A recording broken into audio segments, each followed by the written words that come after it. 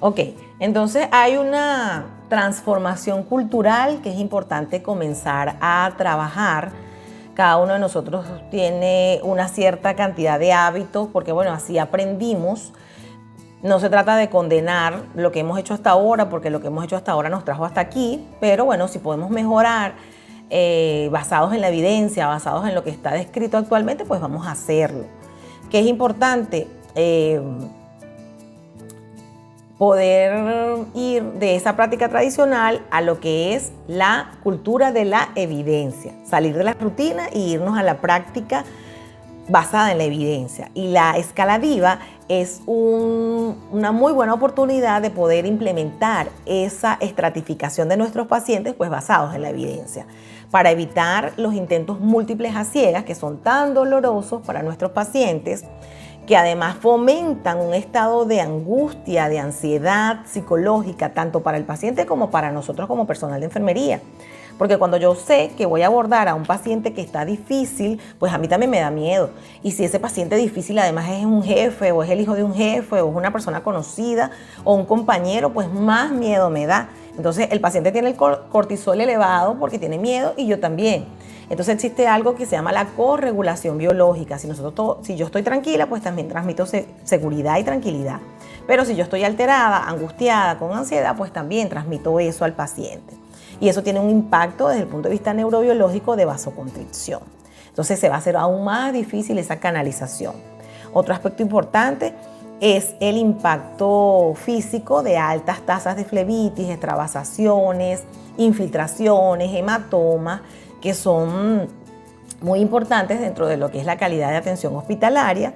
Está el impacto clínico, que es el agotamiento del personal del equipo multidisciplinario de salud, porque cuando tú no puedes tienes un paciente difícil que perdió la vía y que tuviste que volver a intentar y que tuviste que llamar a uno y al otro y esperando, y a lo mejor la presión de los pacientes y de los familiares, pues eso te agota desde el punto de vista psicológico. Entonces implementar la escala DIVA es escalar hacia esa cultura de la evidencia. Es un método que es una especie de triaje predictivo que nos permite usar la tecnología si es necesario, porque vamos a valorar el estado del paciente a través de una gestión proactiva que va a bajar los niveles de estrés y a bajar los niveles de ansiedad cuando nos enfrentamos a un paciente, porque simplemente, mira, vamos a activar tal mecanismo porque es un DIVA positivo. Entonces ya no es que, ay, yo no sé, no intentó, no intentó porque esa es la normativa, ese es el protocolo. Si es un paciente DIVA positivo, pues no lo intentes, no vamos a hacer una punción a ciega. El impacto es positivo desde el punto de vista de la preservación del capital venoso. Recuerda que aquí no está en juego el ego de la enfermera y si puede o no puede, si es la que hace los más intentos en los pacientes hasta que lo logra.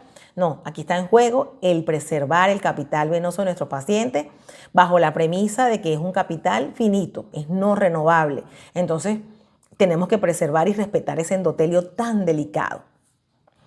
Y el impacto también desde el punto de vista clínico-administrativo es la eficiencia de los recursos y el liderazgo basado en calidad. ¿Por qué? Porque cada vez que hacemos un intento fallido, entonces estamos gastando alcohol, algodón, o el antiséptico, la gasa,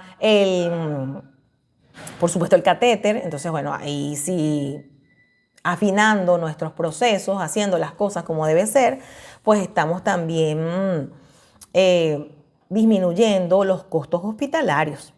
Otra cosa importante es auditar, que para los jefes, para las personas de control de infecciones, para los que lideren las unidades de cuidados de acceso vasculares, se puede auditar los pacientes DIVA. O sea, podemos llevar una estadística de cuántos pacientes DIVA tenemos nosotros en nuestra institución. O sea, más que sea un requisito más, bueno, eso es adicional a la enfermedad, un trabajo más. Ahora, además de valorar Glasgow, valorar, no sé, tantas cosas que tenemos que valorar, también hay que valorar el DIVA. No, el DIVA es algo bien positivo que nos va a ayudar a que nuestro trabajo sea más ligero. Y es muy fácil de implementar. Y además, bueno, considerando que es un estándar de oro para la seguridad del paciente y que internacionalmente pues se utiliza con solamente esos 4 indicadores. Son 4 puntos. Si el paciente tiene los 4 puntos completos, es de muy alto riesgo. Si tiene 3, es de un riesgo moderado alto. Y si tiene 2, es un riesgo moderado bajo. Si tiene 1, bueno, es un riesgo menor. Y si tiene 0, pues inténtalo a ciegas porque lo vas a lograr. Y los indicadores tienen que ver con después que pongo el torniquete, la vena se ve, la vena se palpa, tiene un diámetro mayor a 3 milímetros y el paciente no tiene ningún tipo de antecedente de acceso vascular dificultoso, pues lo puedes intentar. Pero si el paciente tiene antecedentes de accesos vasculares dificultosos, cuando pongo el torniquete, la vena no se ve, no se palpa y por supuesto es menor de 3 milímetros, pues no lo intentes. No lo intentes porque estarías haciéndole un daño a tu paciente. Y bueno, no solamente el daño del endotelio, sino también están las complicaciones del proceso de inserción que aunque no dañen directamente el endotelio endovascular, pueden causar lo que ya decíamos, las extravasas, los hematomas, el dolor, que eso es muy desagradable.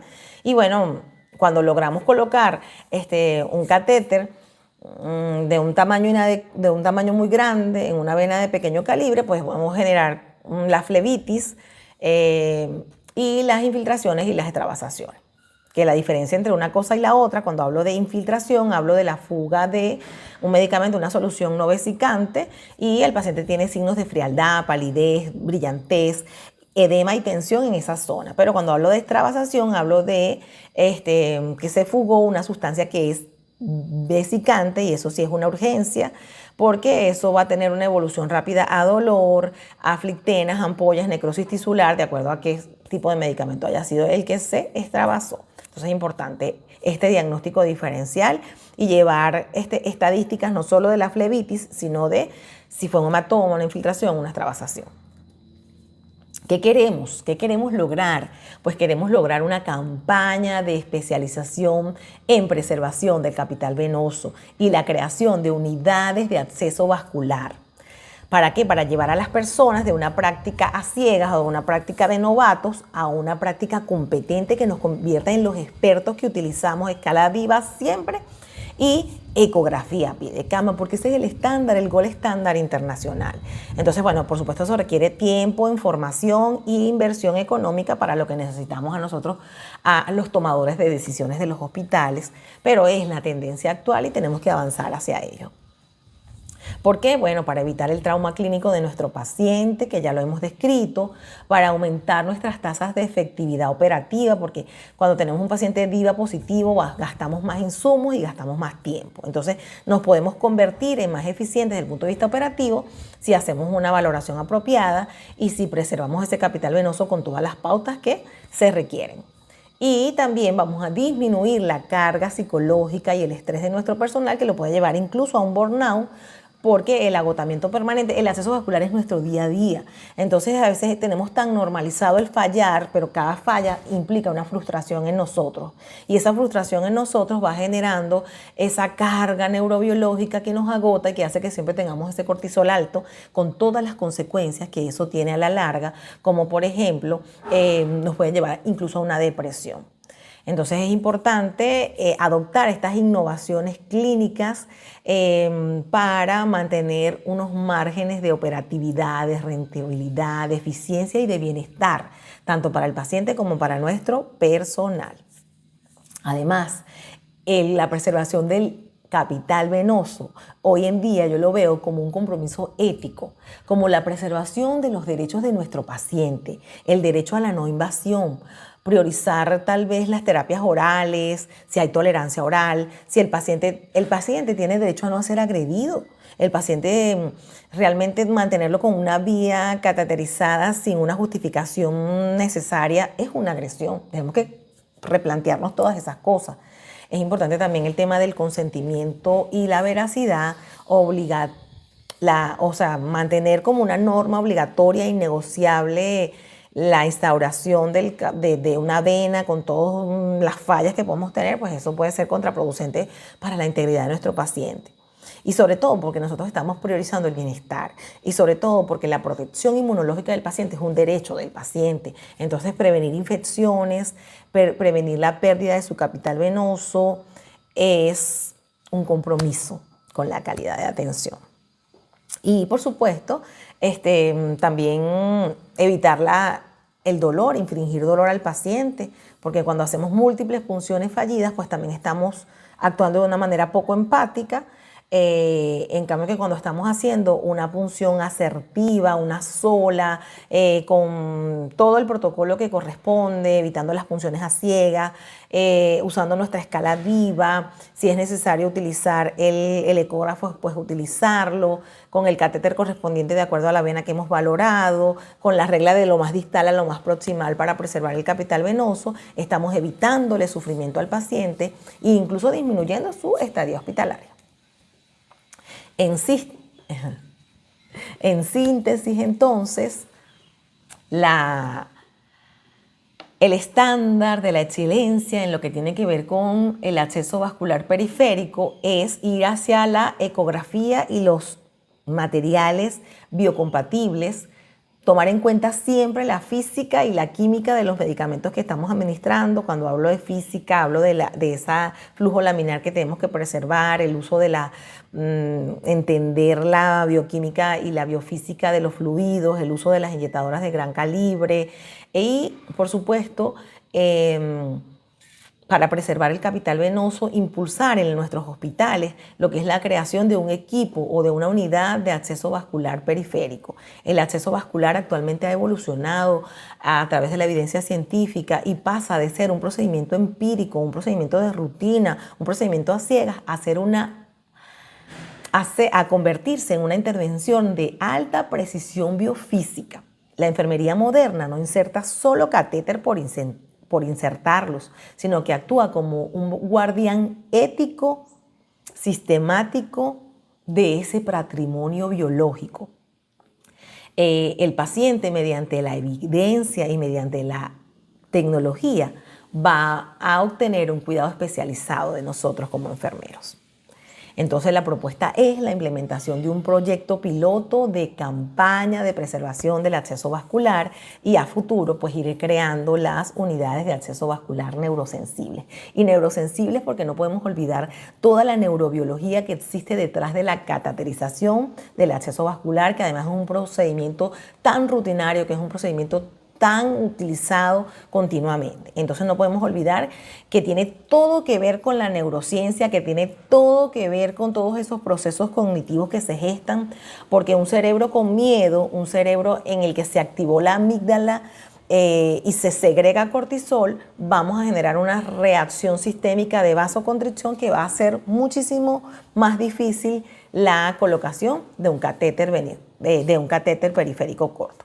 Entonces, bueno, esta es la idea que traigo el día de hoy y que me gustaría poder contar con todo su apoyo. Estoy abierta a todos los comentarios, a todo lo que cada uno de nosotros podamos aportar y qué podemos hacer desde nuestras unidades clínicas, desde nuestros hospitales, desde los diferentes lugares para mejorar la práctica profesional y sobre todo ocuparnos de un problema tan grande como es la preservación del capital venoso.